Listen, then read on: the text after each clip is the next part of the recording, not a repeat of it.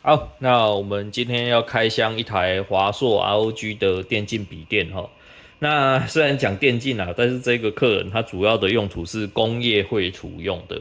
好，那他的公司有特别强调说，他希望他的面板可以到18寸，或是17.3以上啊。可是现在市面上的规格，哦，只有华硕这一台有到18，其他品牌目前看起来好像没有。哦，那还有一点就是说，他的预算很紧绷。那他本来是想要选维新，可是维新的类似规格已经爆他预算爆太多了。那华硕这一台不知道为什么，就是这样的规格竟然可以压在就是70K 以内啊，我觉得很扯。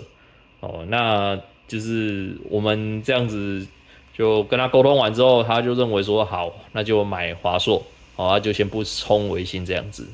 好，OK，那我们就直接把它开箱哈。那我们先调一下镜头。好，那我们可以看得到哦，这边就是它还有再加买一条那个 DDR56G 的记忆体。好，那我们先放旁边。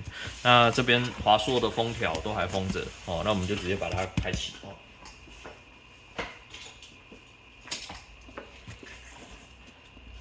好，那我们就打开。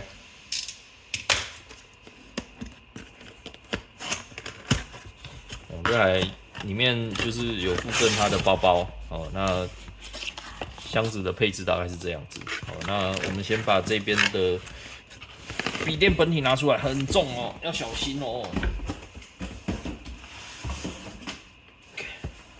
哦，那个包装很帅啊。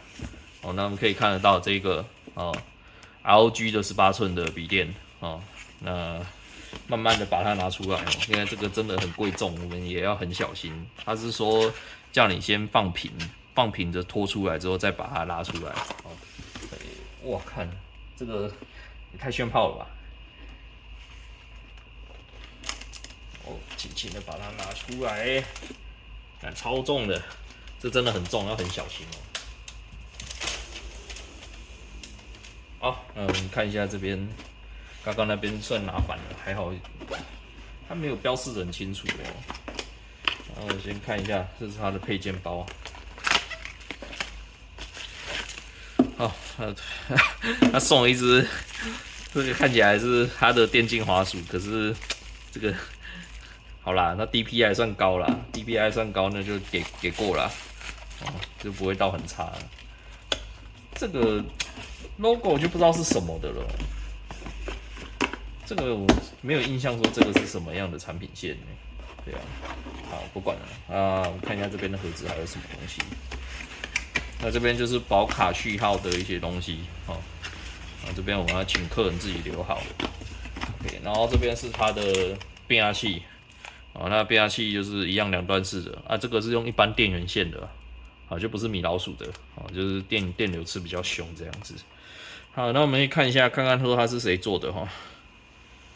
它上面没有写是谁做的，哎，有，这边左下角可以看到它是写台达电，哦，台达电做的那个变压器。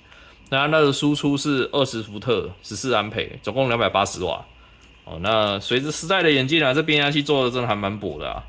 哦，因为有些变压器妈的跟砖头一样啊，这个真的还算蛮轻的啦。哦，280瓦可以做到这样，我觉得还 OK 啦。好，OK，好，那我们就先放旁边了。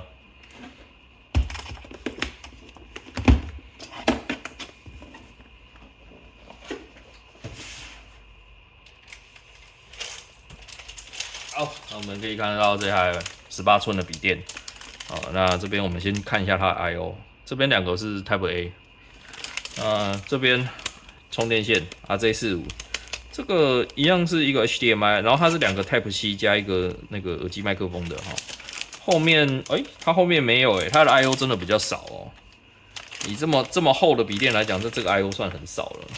OK， 好，那我们要加记忆体。好，那我们先拿东西把它垫好再来用。好，那我们就先来加记忆体。好，那就慢慢的把它拆开。那这一台有一个很大的问题，就是它这个原厂有液态金属的散热模组，所以我们在拆的时候一定要很小心，不能去动到那个液晶出来。好，那液态金属如果露出来就完蛋了，就 GG 了。好，OK， 那我们就从头慢慢弄咯。那这个比较便宜，如果说你不是在家，那就去找保险厂，那有一个加机油，旁边就慢慢就把它做成这样。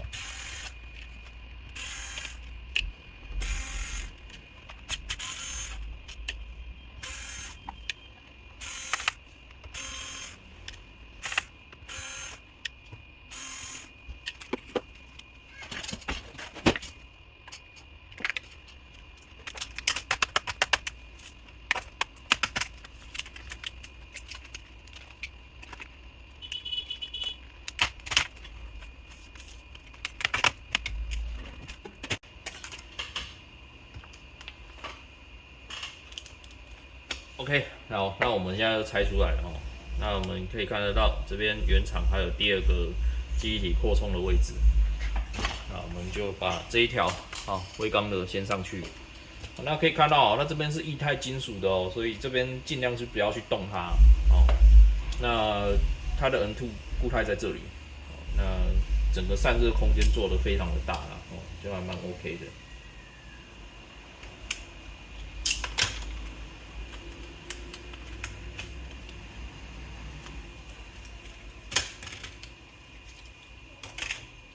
好 ，OK， 那我们就直接上喽。